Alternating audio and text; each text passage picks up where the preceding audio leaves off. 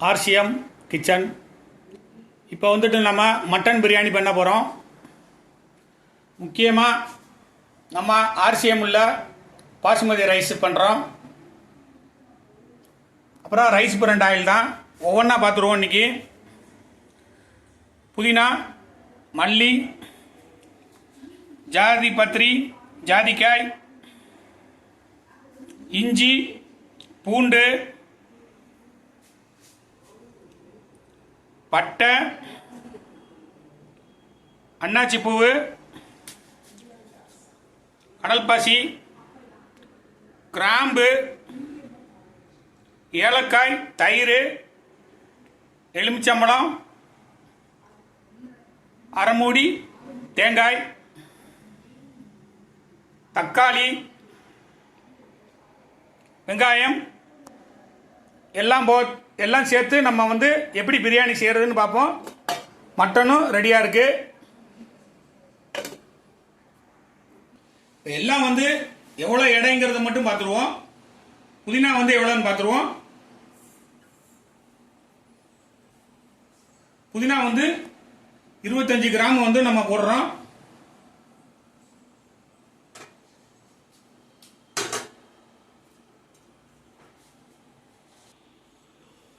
கொத்தமல்லி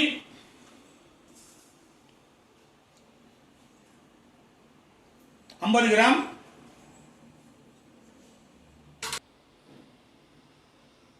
இஞ்சி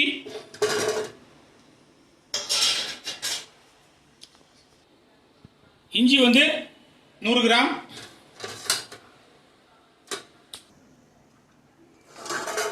பூண்டு வந்து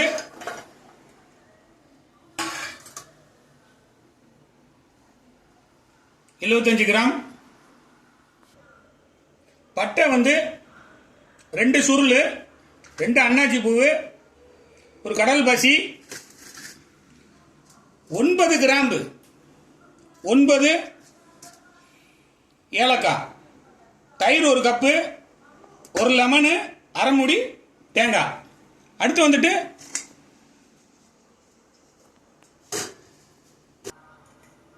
நானூறு கிராம் வெங்காயம், தக்காளி வந்து 400 கிராம்,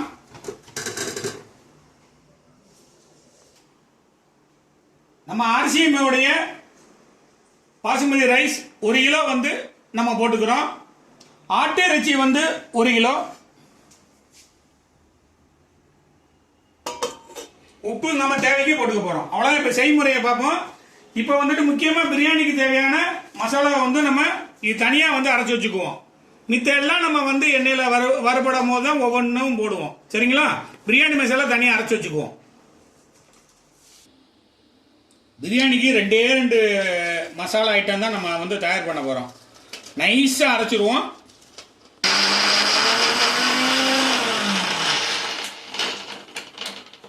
நல்லா நைஸா அரைச்சிருச்சு. இந்த மாதிரி நல்லா நைஸா அரைச்சி வச்சுக்கிட்டோம். இப்போ நம்ம வந்து இதை பத்திரமா வந்து என்ன பண்ணிடுவோம், ஓரம் வச்சிருவோம். தேவையானதெல்லாம் ரெடி பண்ணிடுவோம்.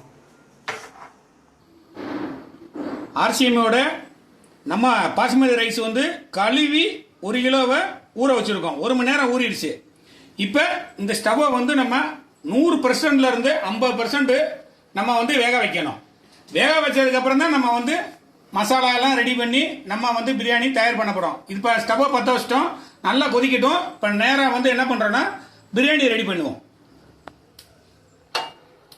நம்ம ஆர்சிஎம் உடைய ஆயில் வந்து கிட்டத்தட்ட நம்ம என்ன பண்றோம்னா ஒரு 50 ml வந்து நம்ம வந்து ஆயில் ஊத்துறோம்.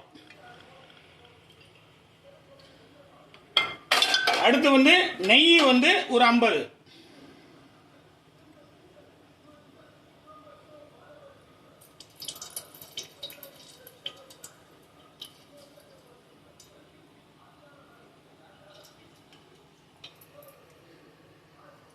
நம்ம நாட்டு நெய் தான், நாட்டு பசு நெய்னா ரொம்ப நல்லா இருக்கும். அடுத்து நம்ம வந்து என்ன பண்றோம், எண்ணெய் காஞ்சிருச்சு. சுருள் பட்டை 2,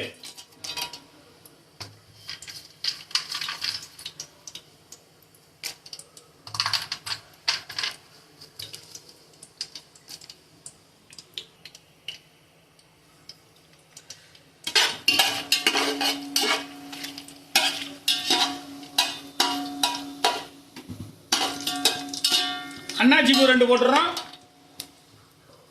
கடல் பாசி அதையும் போட்டுறோம். கிராம்பு 9 கிராம்பையும் போட்டுறோம்.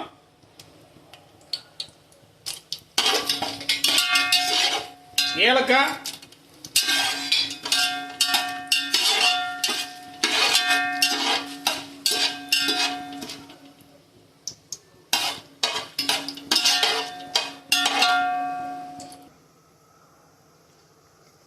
வெங்காயத்தை போட்டுறோம்.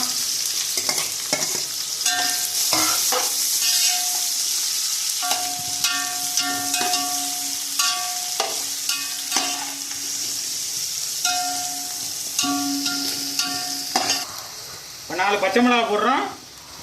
ஓரளவுக்கு நல்லா வதங்கிருச்சு.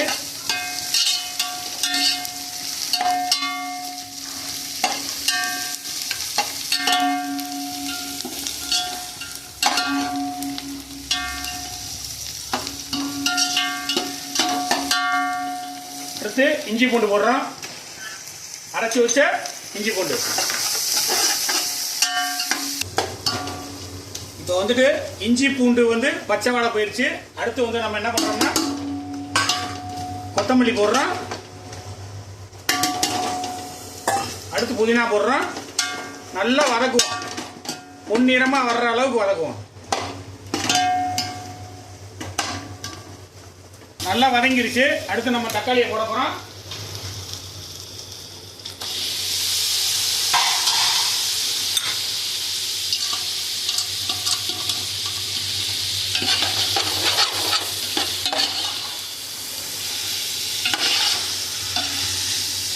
எங்கிட்டு சுடுதண்ணி வந்து அரிசிக்கு வந்து கொதி வர ஆரம்பிச்சிருச்சு.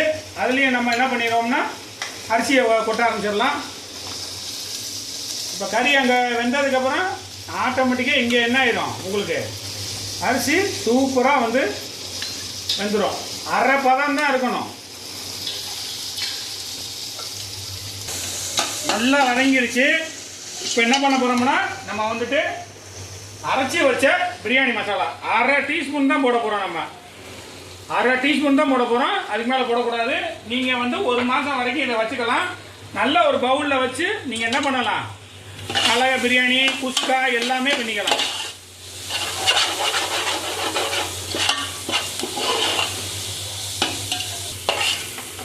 இப்போ வந்துட்டு மட்டனை 1 கிலோ மட்டனை போட போகிறோம்.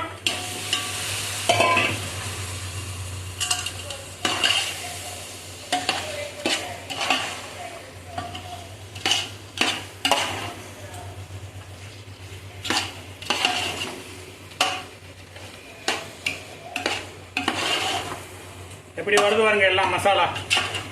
இந்த நேரத்தில் வந்து நீங்க என்ன பண்ணலாம், உப்பு வந்து 2 டீஸ்பூன் போடலாம்.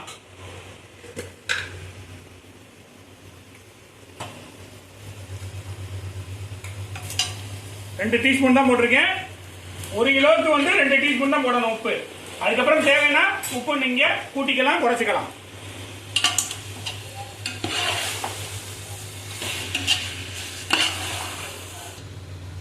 ஏன்னா நம்ம அரிசியில உப்பு போடாதனால 2 டீஸ்பூன் போடுறோம். அடுத்து நம்ம வந்து தயிர் ஊத்திக்கலாம்.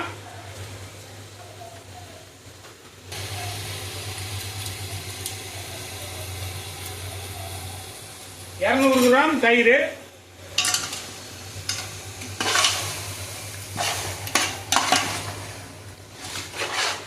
நல்ல புளிச்ச தயிரா இருந்தா சூப்பரா இருக்கும்.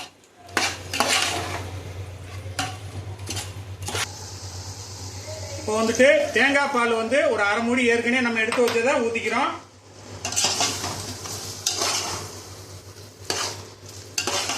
நம்ம வந்து கறியை வந்து இயற்கையான முறையில தான் நம்ம வந்து வேக வைக்கிறோம். அதுதான் முக்கியமானது.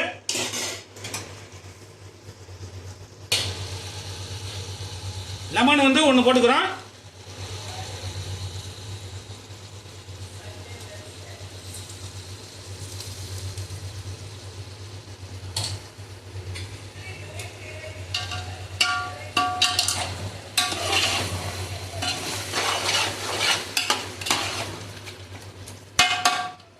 இப்போ வந்து 1 லிட்டர் தண்ணி வந்து நம்ம ஊத்திடுறோம்.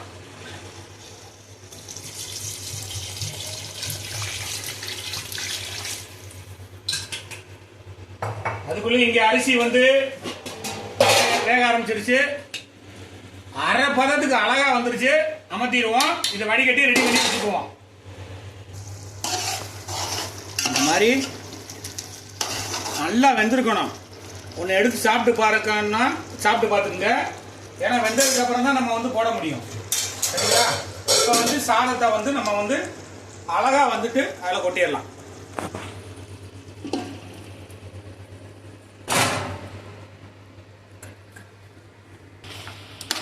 நல்லா கிளறிடுங்க.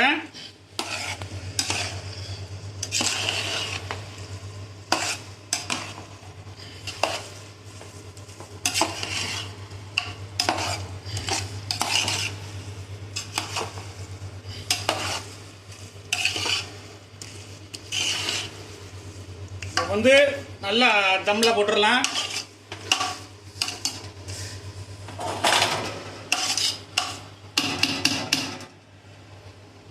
நல்ல தீயெல்லாம் இறக்கி வச்சிருவோம்.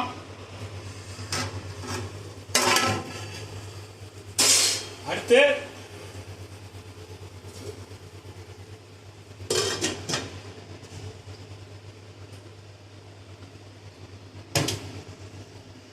தம்ல போட்டாச்சு. 20 நிமிஷம் கழிச்சு நம்ம எடுத்து சாப்பிடுவோம். எப்படி இருக்குன்னு பார்ப்போம் பிரியாணி. இப்போ வந்துட்டு ஒரு 20 நிமிஷம் ஃபுல் தம்ல இருந்திருக்குது. எப்படி இருக்கு இன்னைக்கு அப்படின்னு பார்த்துருவோம்.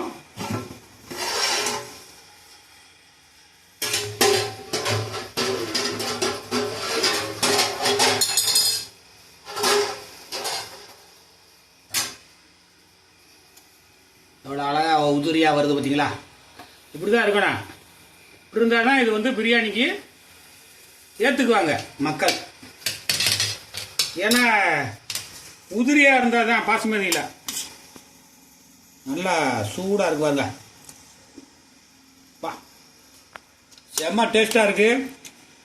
இது நான் சொன்னால் பத்தாது, நீங்கள் சாப்பிட்டு பாருங்கள். அப்போ தான் வந்து இதோடைய சுவை தெரியும். நம்ம சேனலை சப்ஸ்கிரைப் பண்ணிக்கோங்க. அதுக்கப்புறம் தான் உங்களுக்கு அடுத்தடுத்து நல்ல நல்ல ப்ரோக்ராம்லாம் நீங்கள் எல்லா இதுலேயும் வெற்றி அடையலாம். சமையல் எப்படி பண்ணுறதுன்னு. All the best. தேங்க்யூ.